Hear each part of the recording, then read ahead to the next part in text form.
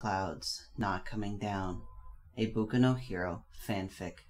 Chapter 6. Trigger.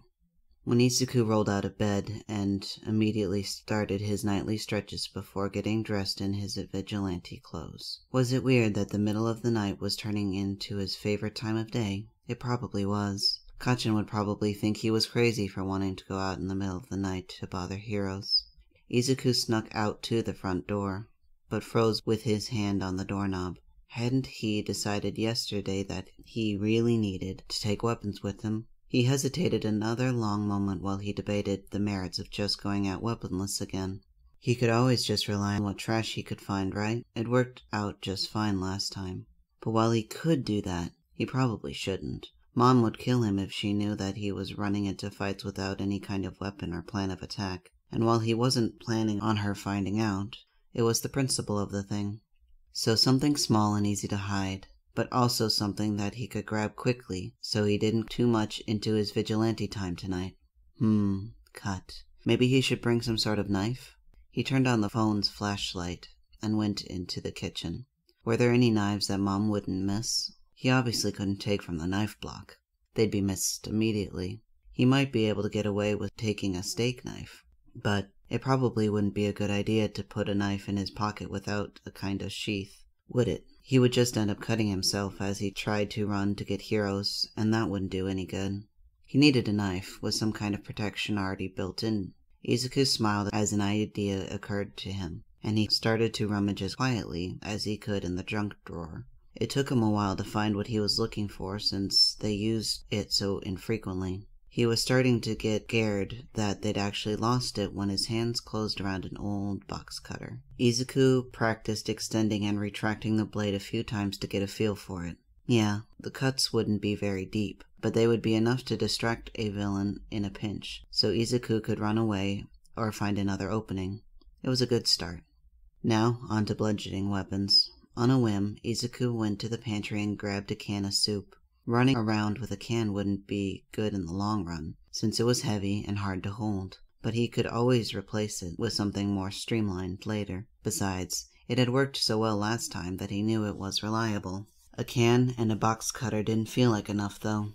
Izuku was going to be fighting quirkless against people with quirks, so he probably need a few more weapons than most vigilantes did.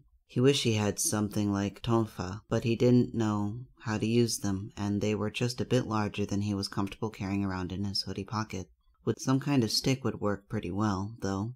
If only... Izuku quickly went to the hall closet where Mom kept her old crafting supplies. Hadn't she just done a project with wooden dowels a few months ago? If Izuku was lucky, there'd be a few left. He grinned when he saw the dowels standing up against the wall. He grabbed two of the shorter pieces, each about 20 centimeters long and 3 around, but one was slightly shorter than the other. Izuku hoped that the difference wouldn't throw him too off balance if he had to use them in a fight. Now that he finally felt armed enough, Izuku turned off his flashlight and walked out the front door. He was ready. Izuku pressed himself along the wall to make sure he was completely hidden in the shadows while he watched the thugs. He heard raised voices, so he ran towards the side street that was currently hiding in the alley. But the thugs weren't actually doing anything. There were about 10 of them. They were probably part of a gang or something, but they seemed to be just joking around and roughhousing. Not anything nefarious. "When did your friend say she was coming?" one of the thugs asked. "And why do we have to meet her here? There are flies everywhere, man." "Oh, stop being such a baby." That man seemed to be the leader. He had green skin and what looked to be thorns on his face, which made Izuku wonder what his quirk was. "She'll be here soon." Izuku shook his head and turned away. There were other people who needed his help. There was no point in waiting around here. He was just about to leave when the first thug cried out in pain. Izuku whipped around to see him clutching a hand to his neck. "Damn fly bit me." Within a few seconds, each of the thugs slapped a hand to their neck and cried out. That must be some vicious flies if they bit all of them. But why bite all of them at once? Izuku should run. Those bites looked painful, and he didn't necessarily want to have to explain to his mom how he got an insect bite when he's supposedly at home in bed. He turned to leave again. "You bitch! I'll kill you!" Izuku watched in shock as the thugs started powering up and attacking each other. What? And they all had such powerful quirks too. He thought quirks this powerful were rare, and the more powerful your quirk, the more likely you would be encouraged to be a hero. So a group of thugs, all with powerful quirks, was unheard of. But they were going crazy, like they were on drugs or something. But they hadn't even been smoking. Just then, one of the thugs caught sight of him. "Boys, look, we got a toothpick to crush." Izuku froze and swallowed thickly as every one of the thugs turned towards him. "Time to run." Shota crouched on a rooftop overlooking the bar district. Normally this was Amplifier's territory, but she'd come down with the flu and had to call in sick. So Shota had agreed to cover her shift. He would usually be trying to track down leads on the Trigger case, but he hadn't gotten any new information recently. He was starting to get frustrated with the whole thing. Trigger had been in Japan for years now, and so far they had only been able to arrest low-level thugs and pawns and were no closer to finding the people behind the villain factory. He wouldn't admit it, but Shota was scared. People didn't do things for no reason, so there had to be some eventual goal to using drugs to temporarily turn normal people into powerful villains. But Shota couldn't see it. Trigger on its own was bad enough, but the stuff it was sometimes cut with made the users violent and prone to attacking people on sight. And that wasn't even counting the people who had been abducted and had their bodies modified to accompany more powerful quirks. Hopefully, the people behind the villain factory weren't doing this to gear up to a major attack, but there's no way to know if they were. The dealers didn't know anything about the production of the drugs, and even the higher-ups on the supply chain hadn't known anything about kidnappings. Shota was just ready for this case to be over already. He was sick of not knowing anything. There was a crash off to his left, and Shota turned to see a kid running as fast as he could as he was chased by a mob of powered-up villains. The kid was wearing a green hoodie and goggles and kept glancing around as he ran like he was looking for someone. Was this the new vigilante Amplifier had told him about? It must be, but didn't Viridian lead heroes to villains, not the other way around? As the group got closer, Shota decided that it didn't matter much. He needed to stop them before any civilians could be injured, which in the bar district was a distinct possibility. Damn problem child. Why couldn't he have just left the villains where they were? Shota jumped down, startling Viridian, who stared at him with wide eyes that Shota could barely see behind his goggles. They tripped and landed flat on his stomach, making Shota snort. "Stay away from the fight, kid," he said. "I'll handle this." He canceled the villain's quirks, then started to wrap as many as he could in his capture weapon, knocking them into each other and into the walls to disorient them. He couldn't see Viridian anymore, so hopefully the kid had enough sense to run away. Izuku watched with wide eyes as Eraserhead fought the thugs. Eraserhead! He had been trying to get Amplifier, mostly because she was the closest, and the thugs' quirks were making it very hard for Izuku to stay ahead of them. But Eraserhead was even better. His quirk was so cool.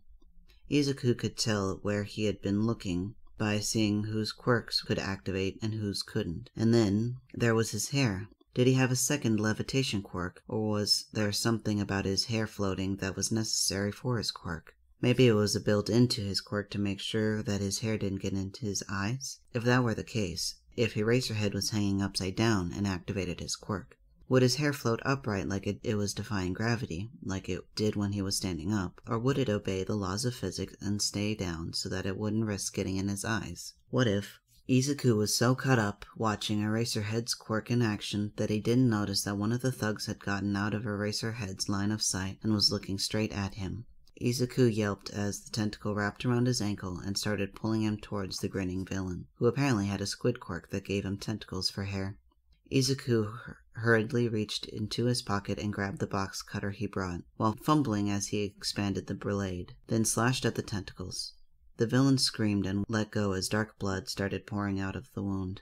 He growled at Izuku, who was holding the knife in front of him like a lifeline, then launched several tentacles at him at once. Izuku slashed and dodged as fast as he could. Thankfully, he was used to dodging explosions. He managed to cut quite a few of the tentacles that were attacking him.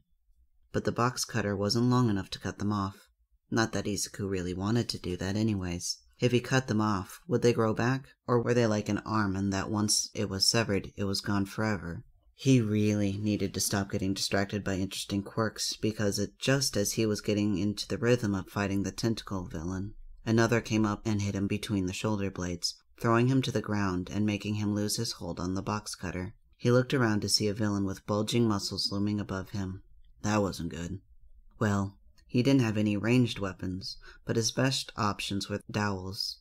Probably, since he'd lost his knife. Izuku's heart sank as he grabbed the wooden sticks from his hoodie pocket. They didn't look like they would do a lot of good against a strength quirk. The man lunged for him again, and Izuku dodged around him, then brought both sticks down on the back of the man's skull. They broke. Uh-oh. Izuku gulped as the man slowly turned around and glared at him. This was it. This was how he died. Wait, was he deflating? I thought I told you to get away, kid. Suddenly the man was wrapped in Eraserhead's scarf and pulled out of the way to reveal Hiro himself, staring down at Izuku with an exasperated expression. Okay, this was how he died. Sorry, Eraserhead, sir. A movement behind Eraserhead caught Izuku's eyes as he realized that the tentacle villain hadn't been taken down yet and was going to grab Eraserhead. Izuku didn't even have time to think before he was rushing forward. His dowels may be broken, but they had splintered when they broke, which made them more like stakes. He didn't need to completely defeat the villain. He just needed to immobilize him for long enough for Eraserhead to erase his quirk. He ducked beneath Eraserhead's arm and brought his stakes down on two of the tentacles, pinning them to the ground and making the villain cry out in pain. A few seconds later, the man was dragged towards him as his tentacles retreated into his head. Izuku looked behind him and could barely see a glint of red beneath the golden goggles. Eraser waited a few seconds to make sure that the villain wasn't getting up. He must have passed out from the pain once his quirk was erased, then turned to glare towards Izuku. You must be Viridian. Izuku winced. I didn't ask for that article, I swear. I'm so sorry, Eraserhead. I was going to get an amplifier when these guys started going crazy all of a sudden, but then one of them saw me, and then Wait, did you say they went crazy all of a sudden? Izuku nodded and shrunk a little when he saw the scowl deepen on Eraserhead's face. He watched as Eraserhead knelt down and turned the tentacle villain over onto his back, when he opened his mouth and took out his tongue. Black. Figures. Why is the color of his tongue important, Eraserhead? Izuku asked hesitantly. Couldn't it just be a part of his quirk? Don't some species of squid naturally have black tongues? Eraserhead looked at him appraisingly. True, but why don't you check one of the other villains? I doubt you can justify them all having black tongues naturally. Izuku slowly made his way to one of the unconscious villains and looked at his tongue. Sure enough, it was black, but the color's fading. Izuku nodded. It's the drug. It's called Trigger. You can tell who's addicted because the tongue stays black. These guys must have just shot up the one time. But they didn't shoot up, Izuku said. Eraserhead froze. What? Izuku fidgeted under his stare. I was watching them, and they weren't using needles or anything before they went crazy. They weren't even smoking. Eraserhead frowned. Strange. Eraserhead? Izuku fidgeted again. I'm sorry for getting in your way. Eraserhead sighed. Just call me Eraser, kid. And while I wish you hadn't gotten involved, you managed to hold your own. Stay out of fights, kid. You don't want to die. Izuku waited for probably a moment too long before nodding and running away. Izuku tucked himself back into bed after tending to his injuries from the night and thought about those weird thugs. Eraser said that it was some kind of drug, but how did they get exposed to it? Izuku shook his head. He should leave the investigation to Eraser and the police. He would just get in the way. Right as he was falling asleep, he remembered what one of the thugs had said right before going crazy. There's flies everywhere. Weren't flies supposed to be asleep at night? Huh. Weird.